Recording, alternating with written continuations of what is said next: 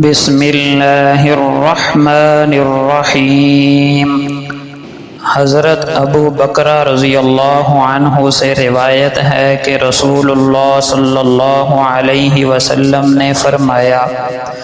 جب مسلمان اپنے بھائی پر اسلحہ اٹھاتا ہے تو اللہ کے فرشتے اس پر لعنت کرتے رہتے ہیں جب تک وہ اس سے اسلحہ ہٹا نہ لے۔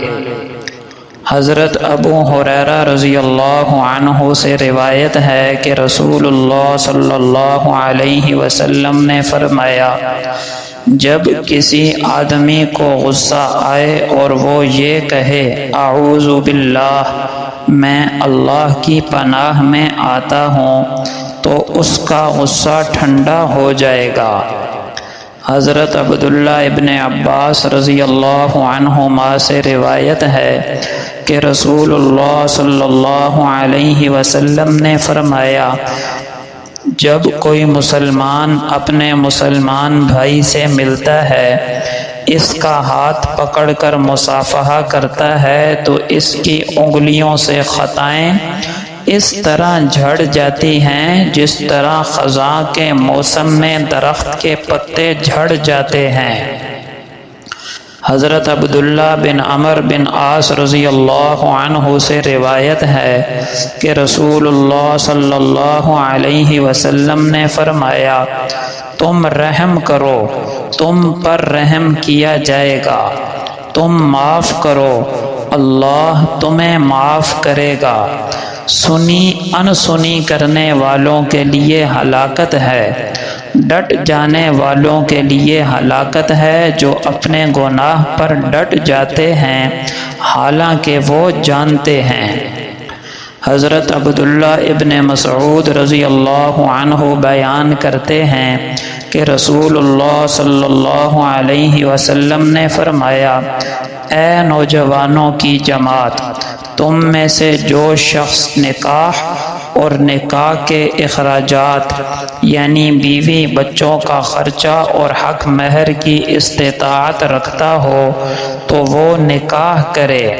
کیونکہ نکاح نگاہوں کو نیچا رکھنے اور عفت و عصمت کی حفاظت کے لیے زیادہ مؤثر ہے۔ یعنی نکاح کر لینے سے اجنبی عورتوں کی طرف نظر مائل نہیں ہوتی اور انسان حرام کاری سے بچا رہتا ہے۔ اور جو شخص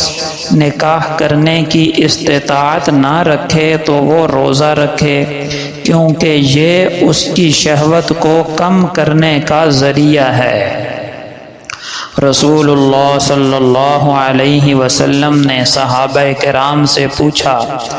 جانتے ہو مفلس کون ہے؟ صحابہ کرام نے عرض کی،